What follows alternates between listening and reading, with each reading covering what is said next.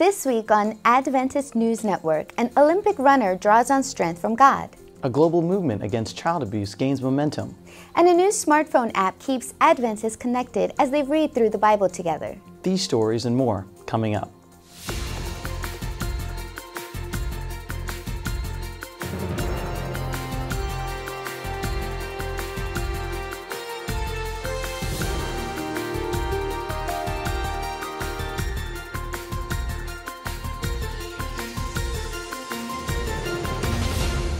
This is Adventist News Network, a service of the Seventh-day Adventist World Church. Thanks so much for joining us this week. First in the news, a Seventh-day Adventist runner won the silver medal in the men's marathon at the Summer Olympics this week in London, and he's using the spotlight to point to God. When Abel Curry crossed the finish line near Buckingham Palace, he dropped to his knees and bowed his head, offering a prayer in celebration. For many onlookers, his gesture was telling. In an event where athletes often compete for personal gain or national recognition, Curry says he found motivation in bringing glory to God. The feeling is that in everything we do in the world, we know God is leading all these things. So me, myself, when I pray God, when I'm in the, running 42 kilometers, it's not an easy task, but there is no pain in 20 kilometers, no pain in 21 kilometers, no pain in 25 kilometers, but there is the pain in 35 kilometers, there is pain in 40 kilometers, there is pain in the last 1 kilometer. So I used to ask God, may you give me the power to come and overcome. Then I see I conquer, then I say, oh, praise your name. Curry, who was raised in an Adventist home, still attends church with his family on Sabbath mornings and says he begins every day with prayer. He asks God for strength and endurance to complete training and finish races. It is, of course, what I tell God, since you say, oh my God, whoever displays me in the presence of men, I will have to show him also in my crown one time. So I told my Lord that every time I finish, I should praise him. I should say, thank you, God. And the world is watching. That is what I am happy about myself. Because I finish, I say, thank you. I take my prayer, and then I say, tell the world, it's only the power of God that is giving me all this strength. All the time, it is the power of God. A repeat World Championship marathon winner, Curry says the spotlight gives him a chance to share his faith. His success has also drawn the attention of prominent church leaders, including President Ted Wilson. The Adventist World Church leader met with Curry and other marathon runners in Kenya earlier this year. Through everything, Curry says he stays grounded by remembering that his ability to run is a gift from God. I feel like now the power of God has taken his post. So I feel like I have done it, I have achieved, and I praise him. Then I see that then there is the thing to keep on achieving, because achieving, the world is watching you, the whole nation is watching at you. So you feel like you are happy, you are a happy man, you are healthy in the inside. So there is a good feeling wherever you go, you feel like you have the confidence of yourself, because you have done something especially globally seen. Adventist risk management officials are hoping a grassroots initiative to stop child abuse becomes a global movement. The 7 campaign is the latest step in the organization's recent emphasis on abuse awareness and prevention. The campaign invites Adventists worldwide to join in spreading a clear message against all forms of child abuse, bullying, and neglect. We want the supporters of the 7 campaign to take ownership of this. Child abuse is a huge problem around the world. 40 million children are subjected to abuse every year, and no one knows the communities better than our supporters. So we provide the resources, but we want them to go into their communities and implement those resources to make a difference locally. That will all add up to make a difference around the world. A resource kit available online includes flyers, posters, talking points, petition forms, and logos. Adventist risk management officials launched the campaign at a teachers' conference for the church in North America last week. They say church educators will play a key role in spreading a message of awareness and advocacy to students. The Office of Education for North America wants to support the risk management organization in their 7 campaign. We believe that every child needs to be protected from abuse, and in schools, we want to make sure that bullying is not allowed in any one of our schools. You can download 7 campaign resources at the7campaign.com. Officials from Christian Record Services for the Blind say the ministry's Kids Helping Blind Kids program is helping young people see blind and low-sight children in a new light. Christian Record offers a library of Braille, large print publications, and audio recordings to the blind and low sight community. But this latest program addresses a need for increased tolerance and understanding towards blind children. Kids Helping Blind Kids encourages sighted children to help give blind children the opportunity to attend one of the ministry's national camps for blind children.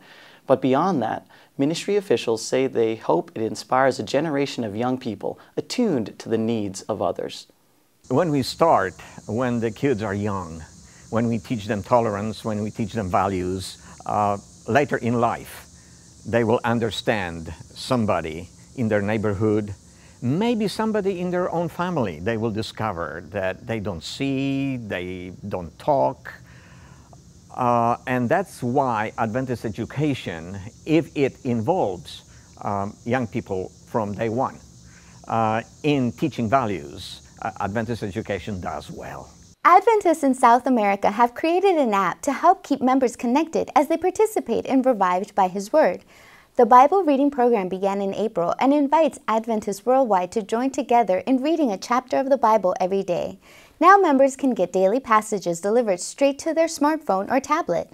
The app is formatted for iPhone and iPad and available in Spanish, Portuguese, and English. You can download the app through iTunes. Just search for Bible, #RBHW. Coming up, we have a preview of the latest issue of Adventist Review. This week, the magazine explores how the language of the Bible shapes our understanding of what it means to be created in God's image.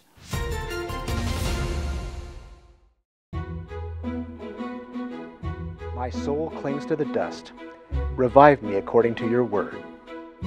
Having been born again, not of corruptible seed, but of incorruptible, through the word of God, which lives and abides forever. And now, brethren, I commend you to God and to the word of his grace, which is able to build you up and give you an inheritance among all those who are sanctified. So many ways to experience the Bible.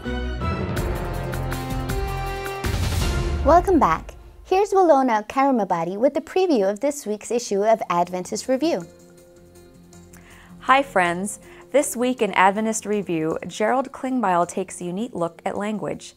In his cover feature, He Spoke and It Was, Klingbeil asserts that following the linguistic clues of language used in creation, salvation, and mission, we are led full circle to our Creator, thus better understanding what it means to be human in His image. We switch gears a little in Danita Rasmussen's piece, Googling God, in our 40 Below section. Where can we go to get answers to God questions? Google? Rasmussen provides an answer, but we'll let you read the article to find out. And in this period of American politics, with the presidential election looming, how do we retain Christianity in the midst of politics? Kay Rizzo takes a look at that question. You'll find this week's issue of Adventist Review thought-provoking, timely, and one you won't want to miss. Please visit our website at www.adventistreview.org to find out more. For Adventist global mission pioneers worldwide, simple outreach sometimes makes the biggest difference. Rick Kajura recently spent time with one pioneer family in China. Some people say that missionaries are ordinary people doing extraordinary things. And sometimes I think missionaries are ordinary people doing what they think are ordinary things. A few weeks ago, I was in the country of China, visiting with a global mission family who are starting a church plant there. When they arrived there were no Adventists. When we got there, they took us into this small building where they have a little room where they're starting a church. On the upper floor is where they live, and it's a simple apartment. If you don't know the meaning of sparsely furnished, you've got to visit a global mission pioneer in China. In that front room was a little low table and some bamboo chairs that when I sat in made me feel like I was back in kindergarten.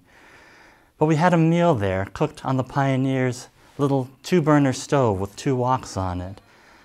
And we shared that meal and we talked. And when you get an inspiration like that of just seeing people who are dedicated to sharing God's love with people, these pioneers are working out there thinking they're not doing much. But today, they have a group of 40 people who are meeting each Sabbath for church. In less than a year, they've done amazing things, and yet they think they haven't really done anything. I think they were wondering sometimes why we were there. But to see a family, a husband and a wife and a little baby, who have stepped out of their comfort zone and are planting churches is an amazing mission story. For this week's Adventist social media highlight, Megan Bronner asked Hope Channel web architect Justin Woods your questions. Thanks for joining us today, Justin. Thanks, it's good to be here. Can you tell us really quickly, what does a web architect do? Yeah, a web architect is somebody who brings together both the artistic side of web development and the technical side. Oh, cool. So we have a question from Vasta Yarrow, and he asks, how does Hope Channel stream its programming live? That's a great question, and it's really cool. It's actually a pretty complicated system that it takes to pull this off. But simply put, we have what are called video encoders that take a video input from our channel, and then they sit there and encode that video into a live stream that goes up to our video cloud provider service. And interestingly, these encoders each put out 4 different quality video streams, so that if you're watching on dial-up, you can only handle a low quality stream, but if you have a really fast internet connection, you can get a really nice high quality stream. And then from the video platform provider, it goes out to everybody who wants to watch it, which includes watching on your computer on the web, watching on your iPhone or Android mobile device, or watching on Roku. Great. And so if people want to watch this, they go... You can go to hopetv.org on your computer. You can download the Hope Channel app on your mobile device, or if you have a Roku box for your TV, you can get the Hope Channel Roku channel. Perfect. Thank you, Justin. Thank you. Just like homes, churches need regular upkeep. On this week's Adventist Risk Management feature, Karina Franca shares ideas on maintaining church property. Prevention is always the way to go. If you take care of your own house and keep it safe and livable, you should do that for your church too. While there are some costs related to running a good preventive maintenance program, it costs less to properly maintain equipment and facilities than it does to repair the damage from premature breakdown or early deterioration of your property. You are probably wondering, how do I create a plan? Preventive maintenance requires a starting point. Begin by developing an inventory of what you have, and then determine the life expectancy and maintenance requirements for each item. Assign responsibilities for the program. In a church, all facilities maintenance will generally be one person's responsibility. Develop inspections and maintenance schedules for property, equipment, and vehicles. Budget for your preventive maintenance program. Knowing the service requirements and life expectancy of facilities, equipment, and vehicles can help you forecast when it will be needed. So plan accordingly. Perform inspections and services on a timely manner. Last but not least, keep good records of all maintenance and all inspections you do. I am Karina Franca, and this has been a simple solution from Adventist Risk Management, providing risk management solutions for the Seventh-day Adventist Church. Still ahead on Adventist News Network, we find out why the church's treasurer hasn't written a check in years. But up next, this week's Tech Corner.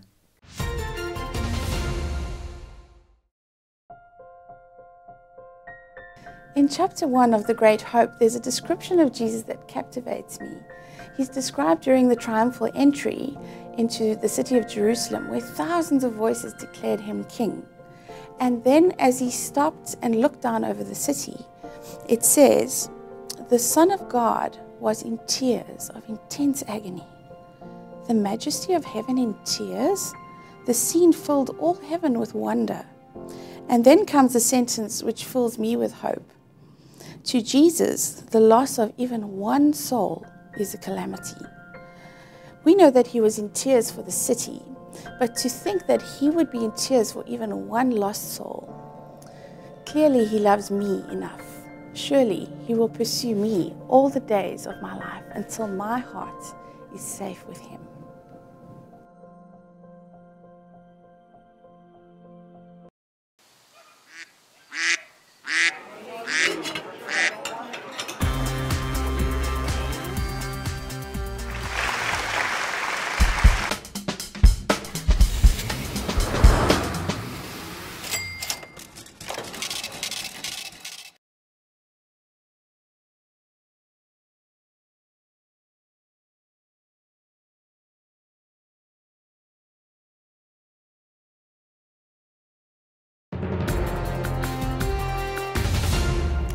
Welcome back. For this week's Tech Corner, we asked John Beckett for the rundown on computer backups. My first memory of computer backups is my dad doing them on our home computer. He did it with some software that copied everything to a big stack of floppy disks. Thankfully, we now have other options. First, let's start with the basics. You need a plan that makes sure backups happen regularly. Second, you need to be able to test that you're actually able to get your stuff back. Beyond these things is the discussion of strategy and trade-offs. I think keeping a backup both near my computer and somewhere else is important. The near backup helps with an easy restore. The one somewhere else is needed if my house burns or is robbed. Because I want both, I use my Mac's built-in backup software and an internet backup service.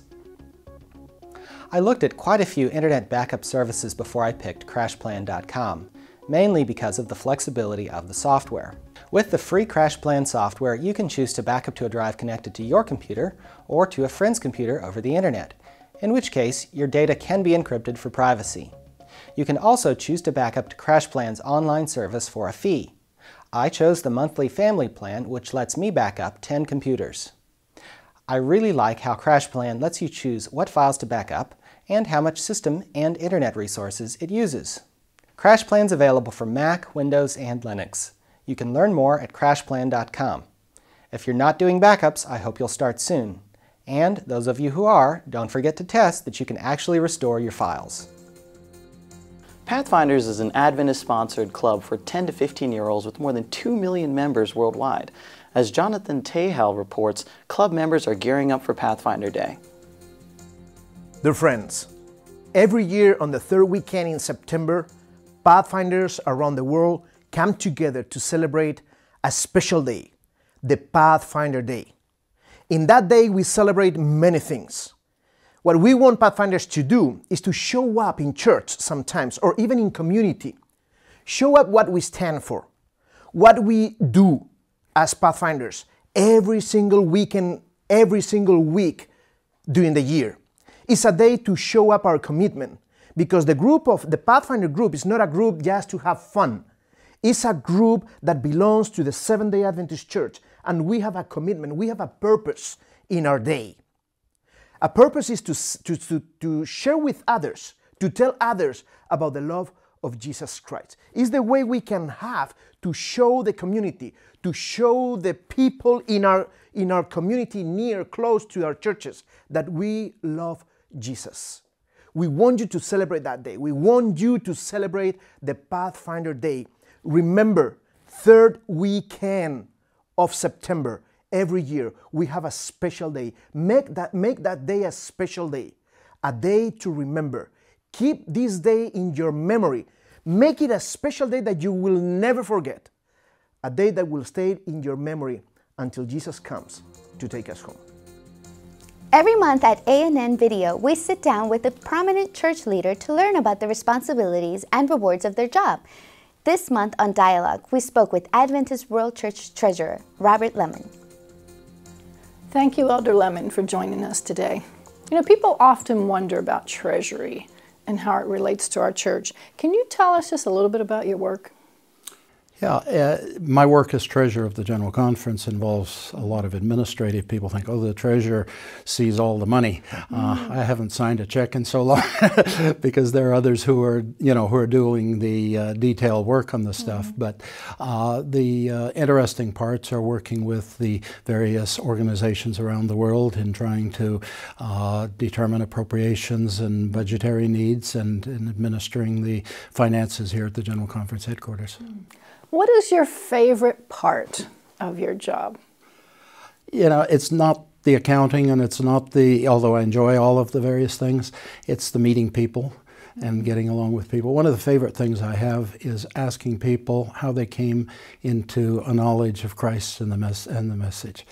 You get some fantastic stories. Thank you very much, Elder Lemon, for being with us today. It's been great. Thank you. When we come back after the break, the news you reported this week.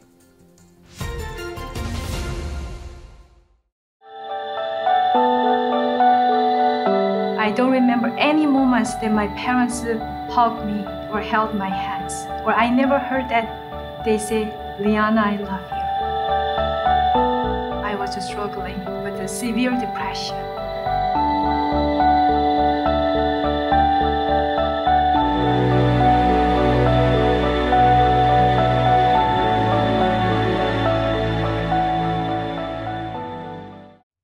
What a wonderful opportunity to share with someone something that's important, that's going to affect their lives, whether they know it or not. And if we know it, we ought to share it with them. Looking at the chapters, it tells me Jesus is coming soon. The world needs to be ready, and I need to be a part of helping the world to be ready.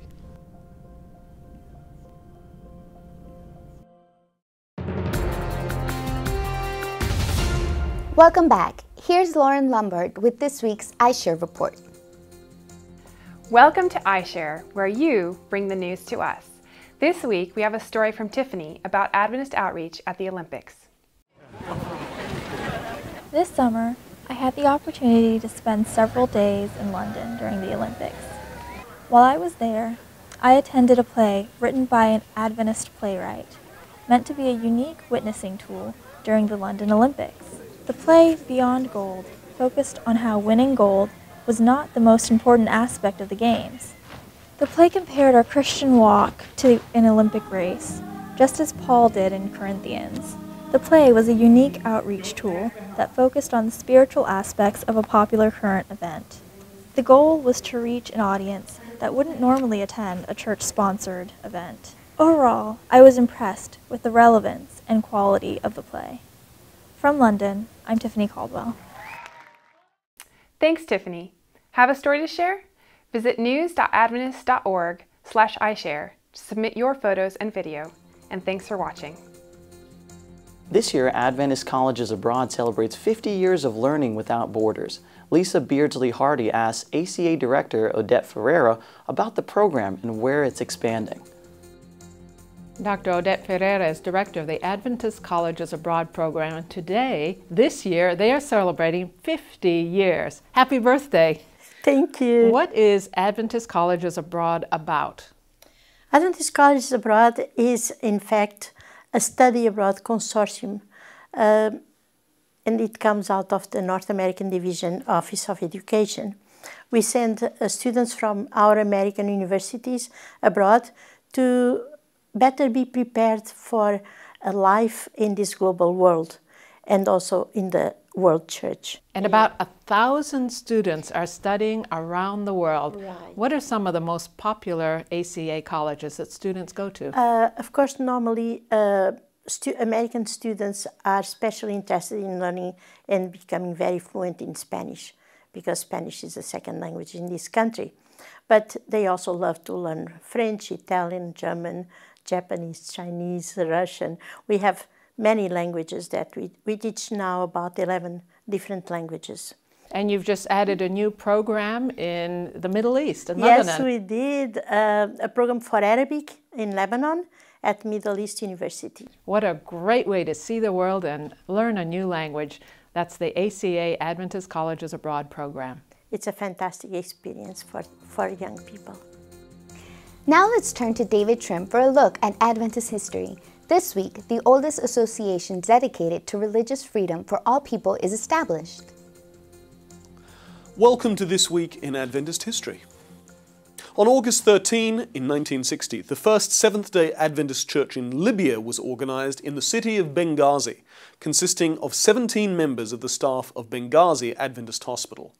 When the hospital was nationalized by the revolutionary regime of Muammar al-Gaddafi, all foreign workers were expelled and the church became defunct.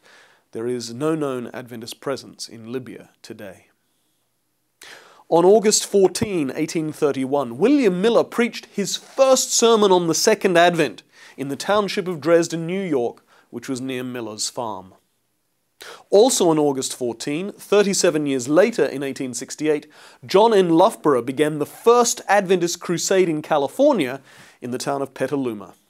The expansion to the west coast of the United States was a significant step for Adventists. And also on August 14, but in 1893, Harry W. Lowe was born in Southampton in England. An important leader of the church in Britain up to 1947, Lowe then moved to the General Conference, and as a General Field Secretary, he was very influential in the important theological discussions of the 1950s. On August 16 in 1946, the International Religious Liberty Association was formally incorporated in Washington, D.C. under the leadership of S.A. Wellman and E.W. Dunbar. This association developed out of an earlier International Religious Liberty Association organized in 1893, one of the first anywhere in the world. And that was this week in Adventist history. Thanks for watching Adventist News Network. Join us next week for more news from the headquarters of the Seventh-day Adventist Church. And if you haven't already, check out our app. You can watch A&N videos on your iPhone or Android device, as well as access all the latest news, commentaries, and photos. Our good news for this week comes from the second book of Chronicles, chapter 7. Verse 14 says, "If my people who are called by my name will humble themselves and pray and seek my face and turn from their wicked ways, then I will hear from heaven and I will forgive their sin and will heal their land." That's our show for this week. Don't forget you can always visit news.adventist.org for daily news and videos. Until next time, God bless.